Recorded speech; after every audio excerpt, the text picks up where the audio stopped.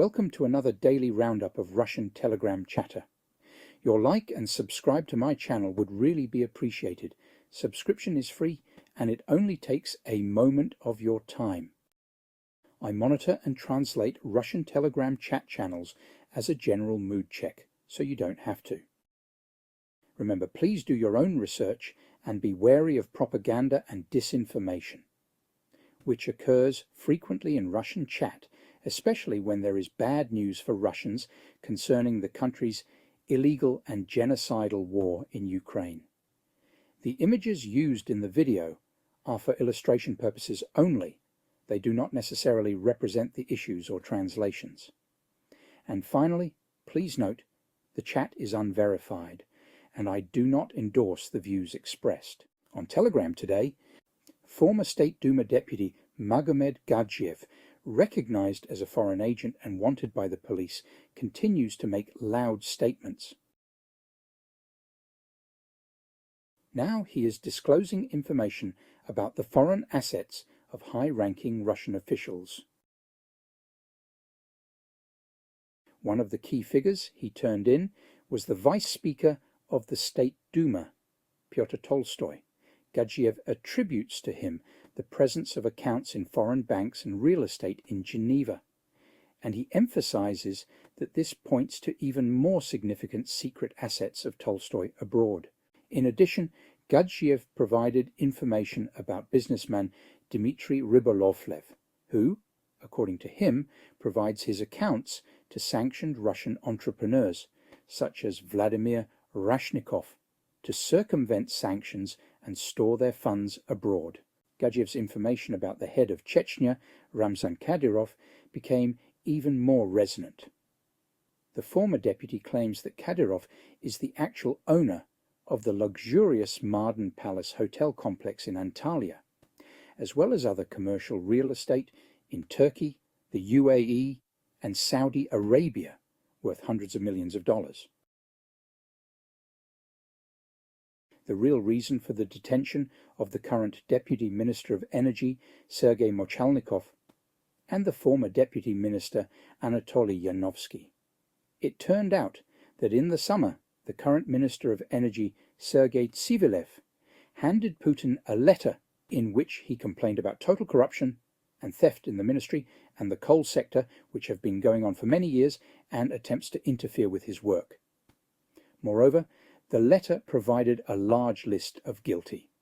It is unclear whether Tsivilev handed over the letter officially or in the family circle. Let us recall that the Minister of Energy is married to Putin's cousin, Anna Tsivileva, who is the Deputy Minister of Defense. The Tsivilevs themselves are in the coal business, which, some believe, is the real reason for the list. In any case, Putin's resolution quickly appeared on the letter, which in fact became a sentence for the persons listed in it. Viktor Granov, who was on board the Il-76 shot down in Sudan, turned out to be connected to the arms baron Viktor Bout. According to Amnesty International, Granov, who is linked to Bout, ran airlines that supplied weapons to Congo in violation of the embargo.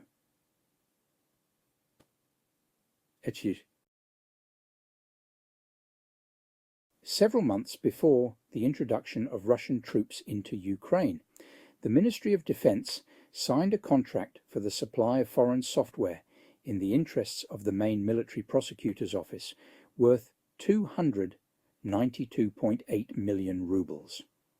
To improve the backup system, service support system, and data exchange system, it was necessary to supply hardware and software from Veritas, Hewlett-Packard, Lenovo, and Microsoft. These were the services that were deployed in the GVP units from 2017 to 2021.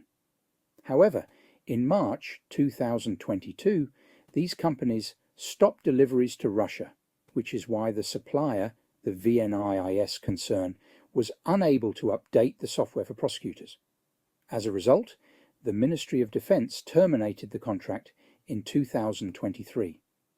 The military department tried to collect a penalty of 28.4 million rubles from the contractor, but the courts of all instances rejected the claim.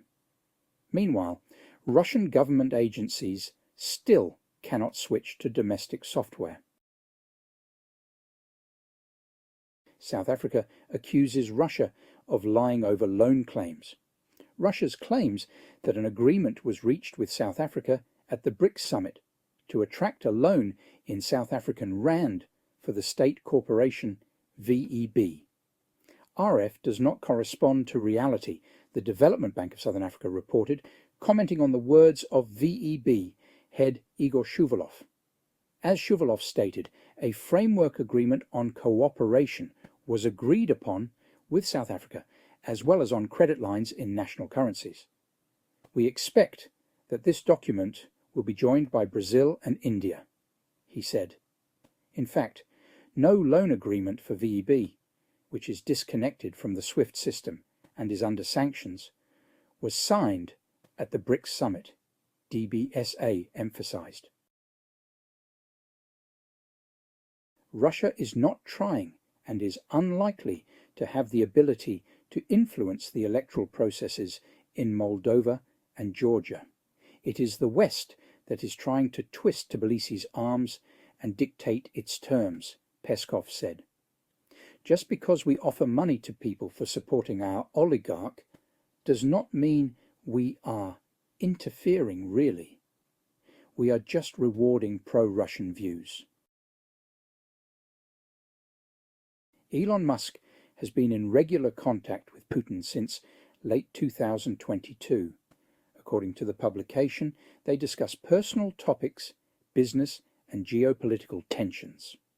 Musk also spoke with several high-ranking Russian officials, including the head of the presidential administration of the Russian Federation, Sergei Kiriyenko. Musk and Putin began maintaining regular contact after the businessman posted a peace proposal for Ukraine on Twitter in October of that year.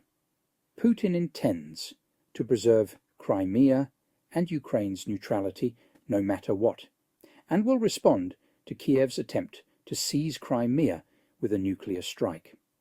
Musk himself denied saying such a thing.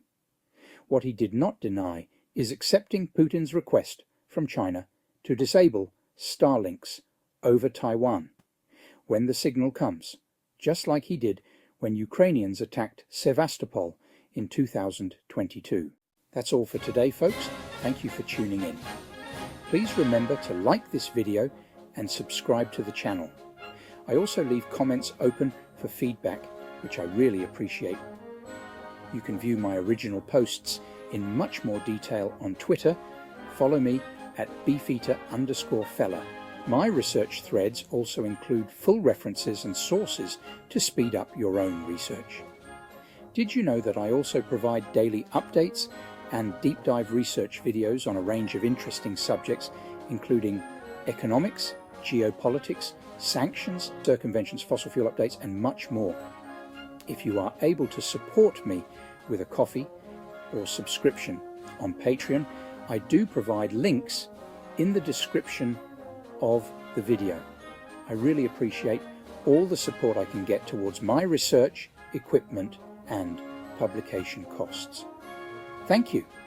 To those who have supported me on Patreon or Buy Me Coffee, you are simply awesome. Your regular support is really appreciated. Remember, folks, the YouTube edition of my Russian Telegram chat translations is released every night at midnight, UK time. Have a great day. I look forward to your next visit.